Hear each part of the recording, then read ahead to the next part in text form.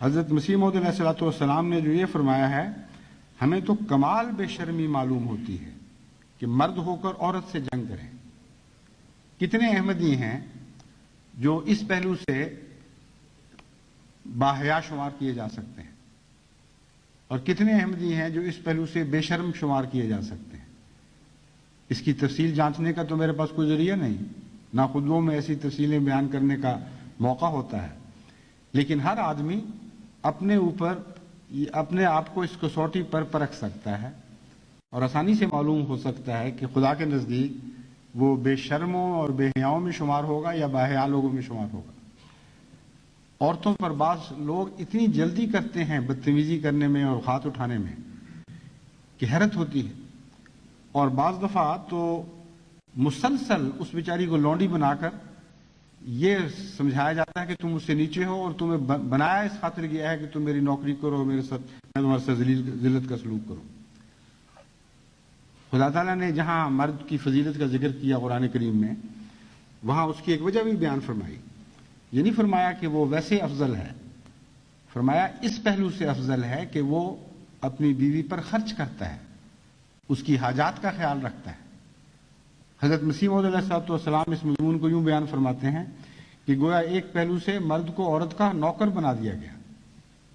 وہ خدمتیں کرتا ہے، سارا محنتوں سے کام لیتا ہے باہر جا کے، اس لیے کہ اپنی بیوی کی ضروریات پوری کریں۔ خدمت کی فضیلت مراد ہے۔ اس راز کو حضرت اقدس مسیح موعود علیہ السلام نے کھولا۔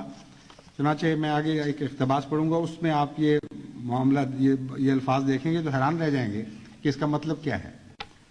مطلب میں نے بتا دیا آپ کو، مطلب اس کا یہی ہے کہ جو شخص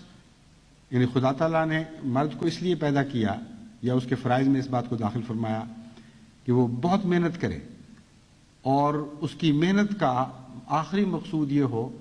کہ اپنے گھر پر، اپنی بیوی کے آرام پر، اس کی آسائش پر، اس کی خواہشات پوری کرنے پر اور اپنے بچوں کی ضروریات پر اس محنت کے ماحصل اس کے پھل کو خرچ کرے۔ تو نوکری اور کیا چیز ہوا کرتی ہے، اور سچی نوکری میں ہی فضیلت ہے۔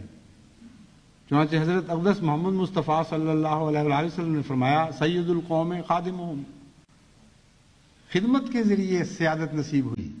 اس فضیلت کا قرآن کریم نے ذکر فرمایا ہے۔ خدمت کی بجائے آپ عورت کے پیسے چھیننے شروع کر دیں اور اس کی کمائی پر نظر رکھیں، اور شادی کے وقت یہ غور کریں کہ فلاں عورت ڈاکٹر ہے، فلاں عورت استانی ہے، وہ گھر میں آئے گی تو اس کی تنخواہیں لے کر ہم اپنی زندگی سنواریں گے اور اپنے ماں باپ اور اپنے بہن بھائیوں پر خرچ کریں گے، تو آپ اس کے نہ آپ اس کے نوکر، نہ آپ اس کے سردار، آپ تو ایک لٹیرے بن جائیں گے۔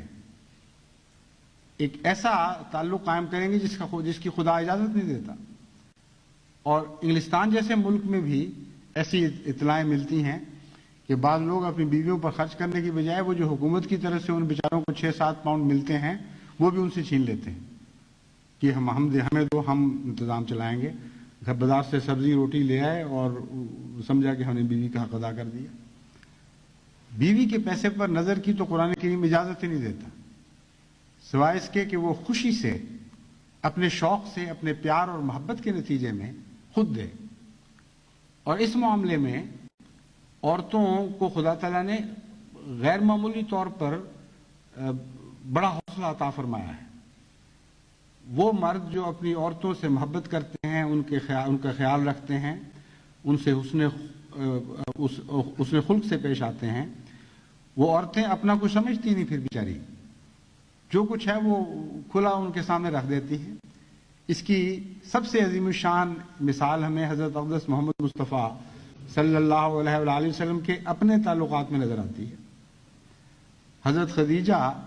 رضی اللہ تعالی عنہا بہت ہی دولت مند تھی، اور عرب کی یعنی قریش کی دولت غالباً سب سے زیادہ دولت مند عورت وہی تھی۔ وہ حضرت محمد مصطفیٰ صلی اللہ علیہ وآلہ وسلم کے اخلاق سے خوب واقف تھی، کیونکہ آپ ان کے ماتحت انہی کا کام کیا کرتے تھے۔ جب شادی ہوئی ہے تو پہلی رات